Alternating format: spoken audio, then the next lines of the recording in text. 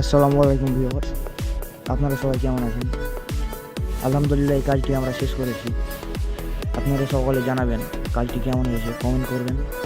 আপনারা যদি কেউ বিল্ডিংয়ে ডিজাইন করাতে চান তাহলে স্ক্রিনে দেওয়া নম্বরে যোগাযোগ করবেন।